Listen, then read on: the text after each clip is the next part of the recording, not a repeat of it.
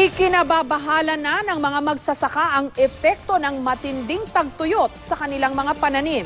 Pero ayon sa Pag-asa, mas matinding init ng panahon pa ang maaasahan sa kalagitnaan ng taon dahil sa El Nino. May report si June Veneracion.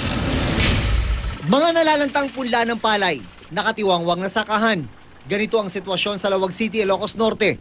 Epekto ng tumitinding tagtuyot na labis na ikinababahala ng mga magsasaka. Ganito rin ang saloobin ng mga magsasaka sa Bulacan. Pagka naitanim na ang palay, kung sakaling sa ulan lang at mabitin, di pa rin magiging sapat.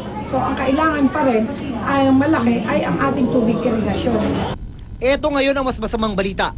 Ang tagtuyot, inaasahan ng Pag-asa na lalala pa dahil ang weak El Nino phenomenon na unang inakala na matatapos sa pagitan ng Hunyo at Agosto, titindi pa raw at magiging moderate El Nino.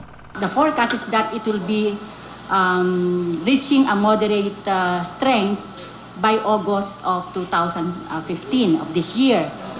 And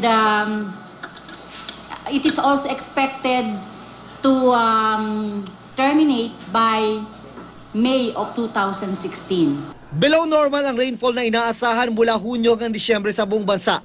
Sa kalagitnaan pa ng Hunyo, nakikita ng Pag-asa na magsisimula ang tag-ulan. At 11 hanggang 16 na bagyo ang inaasahan na papasok sa bansa mula Hunyo hanggang Disyembre. Mababawasan ng 80% ang normal rainfall mula Agosto hanggang Nobyembre sa ilang bahagi ng bansa. Kabilang na ang Bulacan kung nasaan ang Angat Dam, ang pangunahing pinagkukunan ng supply ng tubig ng Metro Manila. Below normal level na ngayon ang Angat Dam.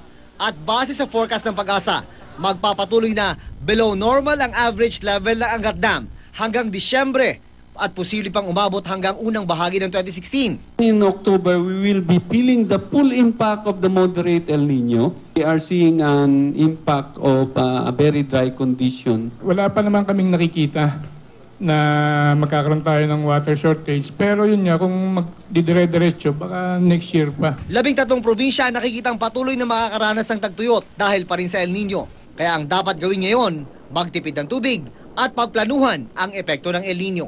June Veneracion, GMA News.